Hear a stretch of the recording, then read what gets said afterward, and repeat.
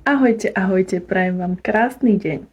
Dnes sa mi otvorila téma vlastne pokory, pretože sa takisto s týmto pojmom stretávam dosť často a tento pojem je nejakým spôsobom chápaný rôznymi smermi.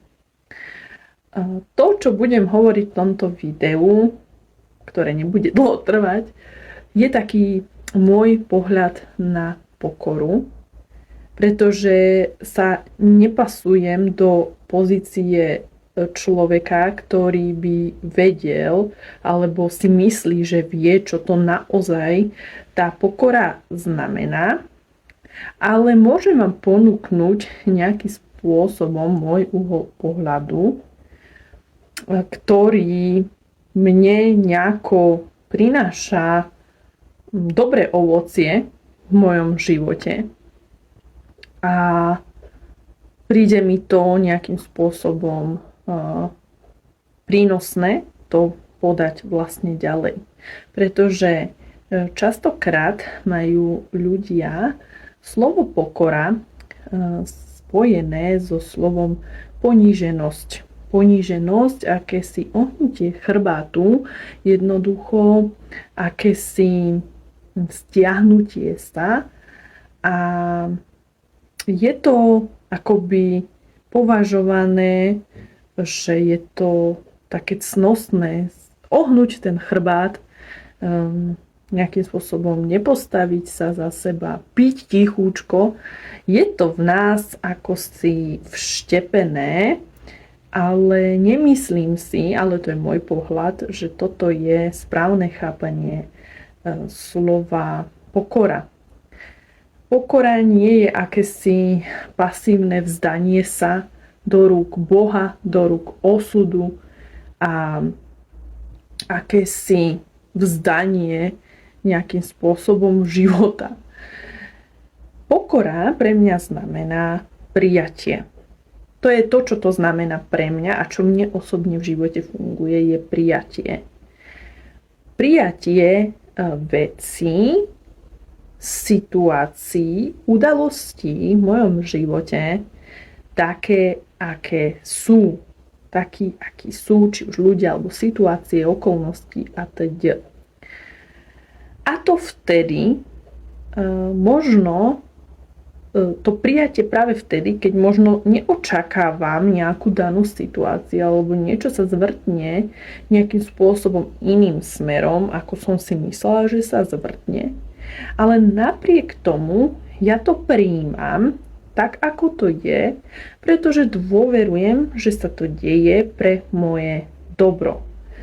Toto ja osobne vo svojom živote vnímam ako pokoru a vnímam, že to prináša pozitívne ovocie do môjho života, ktoré je potvrdené potom aj mojou skúsenosťou, ktorá sa mi vlastne vždy potvrdzuje, že toto vám môžem rozprávať iba na základe toho, že už mám zážitok, že keď som v tom prijati, že sa ten život deje nejakým spôsobom a tie situácie sa dejú pre moje dobro, keď som v tom prijati a už mám aj zažité, že aj keď som najprv nechápala, že prečo sa to deje tak, ako sa deje a niektoré veci ma sklamali, možno prekvapili, tak s odstupom času som videla ten zmysel toho.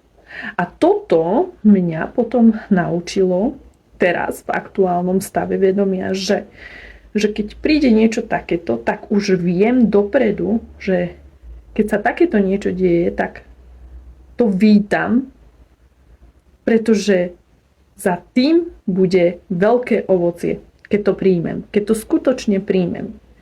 Teraz nemyslím to také pasívne prijatie. My nemáme v tom zmysle byť pasívne príjmajúci, že sa vzdáme do tej, schúlime sa do tej role obete, ale myslím to skutočné prijatie, ktoré vychádza z hĺbky nášho srdca. Možno to neviem nejakým spôsobom tak vysvetliť. Snažím sa čo najlepšie, ako je v mojich silách to podať, ale verím, že to bude pochopené tým, kým to má byť pochopené, pretože každý sa nachádzame niekde inde na tej životnej ceste. A nepokora. Nepokora je u mňa tak laicky v preklade povedané, že odpor.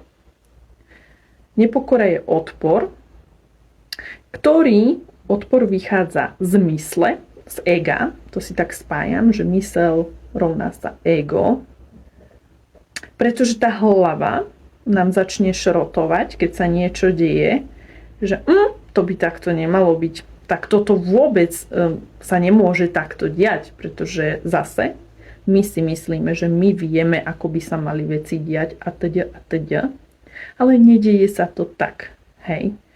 Čiže keďže sa to tak nedieje, tá myseľ nám vytvára odpor a vtedy nemôže ako keby ani nastať to skutočné prijatie.